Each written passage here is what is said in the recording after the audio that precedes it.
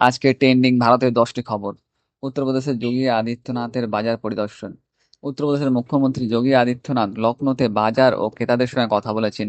তিনি জানিয়েছেন, প্রধানমন্ত্রী ও কেন্দ্রীয় অর্থমন্ত্রীর প্রতি সকলে কৃতজ্ঞতা প্রকাশ করেছেন। ব্যবসায়ীরা তাদের পণ্যের মূল্য তালিকা প্রকাশ করেছেন। 2, কংগ্রেস ওয়ার্কিং কমিটির বৈঠক পাটনায়।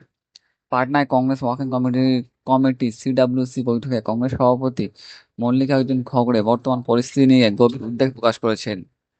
তিনি বলেন, প্রধানমন্ত্রী মোদি মহাত্মা গান্ধীর স্বদেশী মন্ত্রের কথা বললেও চীনের জন্য লাল গালিচা বিছানো হচ্ছে। 3, রুপি মূল্যের হ্রাস। ভারতীয় রুপি মার্কিন ডলারের তুলনায় 7 পয়সা পড়ে 88.80-তে পৌঁছেছে।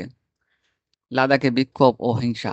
লাদাখের রাজ্যের মর্যাদা দেওয়ার দাবিতে লেহতে শত শত বিক্ষোভকারী রাস্তায় নেমেছে। আন্দোলনকারীরা সংবিধান সুরক্ষার দাবি তুলেছে।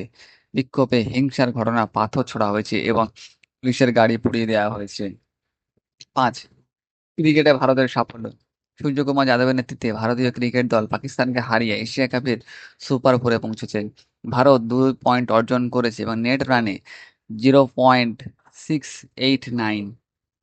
6, বিহারের নির্বাচনের প্রস্তুতি। বিহারে নভেম্বরের প্রথম সপ্তাহে বিধানসভা নির্বাচনের সম্ভাবনা রয়েছে। কংগ্রেস এই নির্বাচনের জন্য প্রস্তুতি নিচ্ছে। 7, রাহুল গান্ধীর অভিযোগ।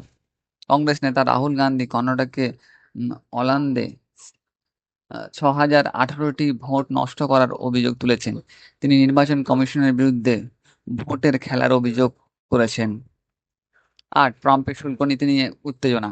মার্কিন প্রেসিডেন্ট ডোনাল্ড ট্রাম্পের ভারতের উপর 50% শুল্ক আরোপের হুমকি প্রতিক্রিয়ায় ভারত কড়া প্রতিক্রিয়া জানিয়েছেন।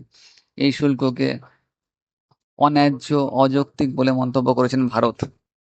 9, দুর্গাপূজার জন্য বিশেষ উপহার। বাংলাদেশের আখাউড়া স্থলবন্দর দিয়ে শারদীয় দুর্গাপূজা উপলক্ষে ভারতের উদ্দেশ্যে সুগন্ধি, চিনি, গুড়, চাল পাঠানো হয়েছে। পশ্চিমবঙ্গের পদ্মার ইলিশের আগমন। কলকাতার রাজ্যের কলকাতা বাজারে পদ্মার ইলিশ এসেছে, যা ভোজন রসিক বাঙালিদের জন্য সুখবর।